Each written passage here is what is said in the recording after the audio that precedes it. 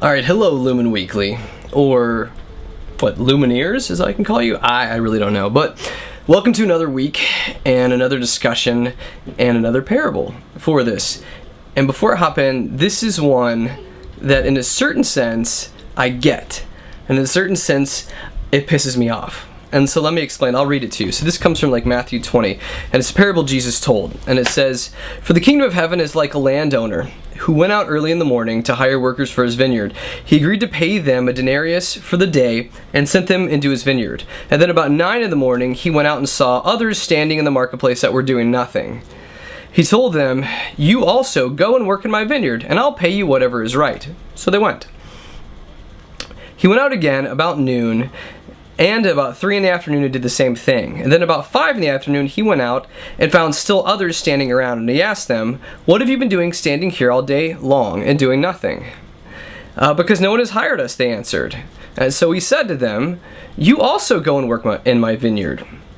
And when evening came, the owner of the vineyard said to the foreman, 'Call your workers and pay them their wages, beginning with the last ones hired and then going to the first.'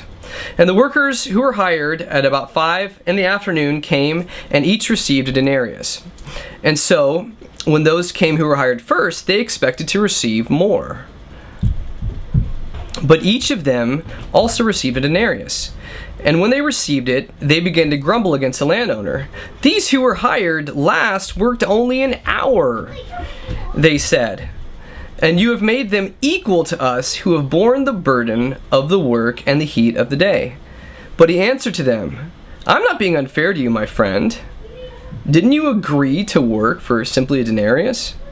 Take your pay and go. I want to give the one who is hired last the same as I gave you. Don't I have the right to do what I want with my own money? Or are you envious because I am being generous? So the last will be first and the first will be last.'"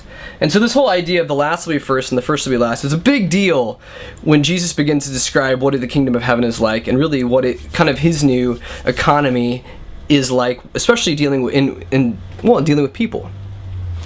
And so on one sense, I get it. Jesus, most of his messages were very much about subversion of the way the government was run, the religious institutions of the time were run, and it's kind of flipping them on their ear. And I get that. The idea that God sees people equally. But then in a certain sense, as I started to dig deeper in this passage, I started to think about how my two boys would handle the same thing. So if I ran this through my head. So my older boy, I have him doing yard work, and he starts at the beginning of the day. And then my younger son finally comes out later in the day, and he does yard work but less time, and then I pay them both the same.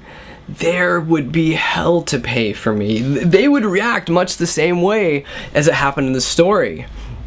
And so what I'm wrestling with is I like this idea of God's economy of equality with people.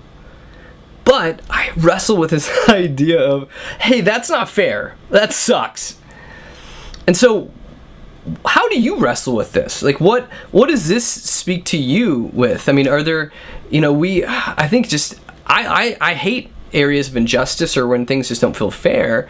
And so is this a situation about fairness or not fairness? Or is this a situation about generosity? So what is Jesus getting at in here?